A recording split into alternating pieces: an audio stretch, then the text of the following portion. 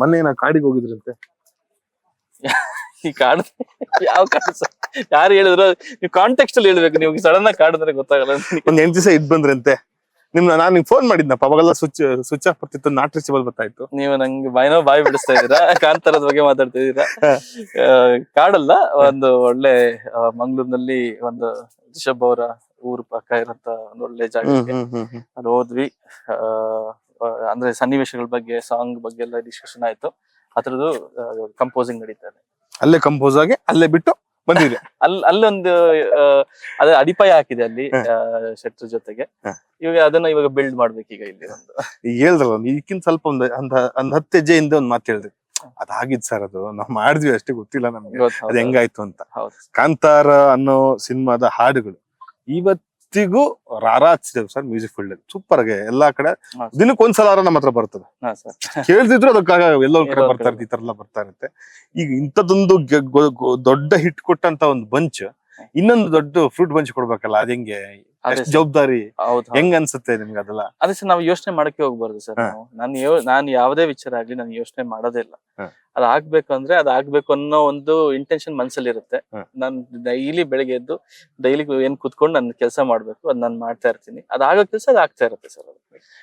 ಈಗ ರಿಷಬ್ ಶೆಟ್ಟಿ ಅವರು ಕಾಂತಾರ 2, ಈಗ ಅದು 1 ಅಂತ ಹೇಳ್ಬೇಕಲ್ವಾ ಅದ್ನ ನಾವು? ಹೌದು. ಆಗಿದ್ದ ಹಸಿವು, ಆಗಿದ್ದ ಡೈರೆಕ್ಟರ್ ವಿಷನ್, ಆಗಿದ್ದ ಅವ್ರ ಬೇಡಿಕೆ ಈಗ ಹೆಂಗಾಗಿದೆ? ವ್ಯತ್ಯಾಸ ಏನಾಗಿದ್ಯಾ?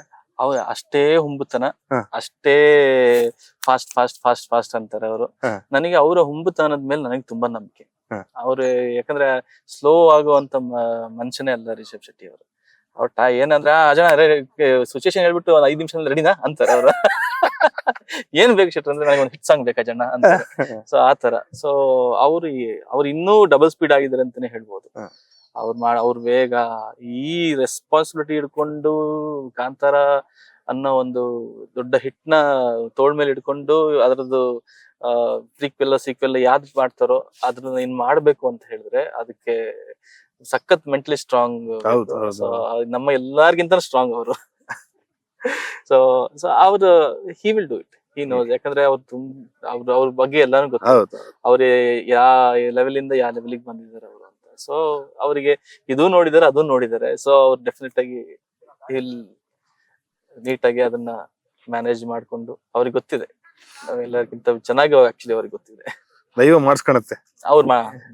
ನನಗೆ ಒಂದ್ ಮಾತು ಹೇಳಿದೀನಿ ಒಂದ್ಸಲ, ಏನ್ ಸರ್ ಇದು ಹಿಂಗೆ ಇಷ್ಟ ಸಖತ್ತಾಗಿದೆ ಅಂತೆಲ್ಲ ಏನಾಗ ಹೇಳಿದಾಗ, ನಾನ್ ಮಾಡ್ಲಿಲ್ಲ ಸರ್, ದೈವ ಮಾಡಿಸ್ಕೊಂತ ಆ ಸಿನಿಮಾಗ ಆ ಶಕ್ತಿ ಇದೆ ಸರ್ ಅಂತ ಹೇಳಿದೀನಿ. ಹೌದು, ಖಂಡಿತ. ನಾನು ಹೇಳಿದ್ನಲ್ಲ ಸರ್, ನಮಗೆ ಮೀರಿದೊಂದು ಏನೋ ವಿಚಾರ ಇದೆ. ಅದು ನಮಗೆ ನಮ್ ಗ್ರಹಿಕೆಗೆ ಬರ್ದೇ ಇದ್ದಾಗ ನಾವೆಲ್ಲರೂ ಮೇಲ್ ನೋಡ್ತೀವಿ ಅಷ್ಟೇ. ನಾವು ಹಾಗೆ ಸೂಪರ್ ಸರ್. ಯಾಕಂದ್ರೆ ಎಷ್ಟೋ ಹಾಡುಗಳನ್ನ ನಾವು ಇದು ಎಲ್ಲರಿಗೂ ಮನ್ಸಿಗೆ ಇಷ್ಟ ಆಗತ್ತೆ ಅನ್ಕೊಂಡ್ ಮಾಡಿರ್ತೀವಿ. ಅದನ್ನ ಯಾರಿಗೂ ಗೊತ್ತಿರೋದಿಲ್ಲ. ಕೆಲವೊಂದು ರಿಲೀಸ್ ಆಗಿದೆ, ಕೆಲವೊಂದು ಹಾಡುಗಳೆಲ್ಲ ಆ ಟೆನ್ಷನ್ ಮಾಡಿ ಕಳ್ಸಿರ್ತೀವಿ. ಸ್ವಲ್ಪ ದಿವಸ ಆದ್ಮೇಲೆ ಏನ್ ಹಾಡು ಅಂತ ಹೇಳ್ತಾರೆ. ಹೇಗೆ ಪರವಾಗಿಲ್ವಲ್ಲ ಅಂತ. ಸೊ ಅದಕ್ಕೆ ನಾನು ಯೋಚನೆ ಮಾಡೋದೇ ಬಿಟ್ಟಿದ್ದೀನಿ. ಜಸ್ಟ್ ತಲೆನ ಖಾಲಿ ಮಾಡ್ಕೊಂಡು ಕೆಲಸ ಮಾಡ್ಬೇಕು.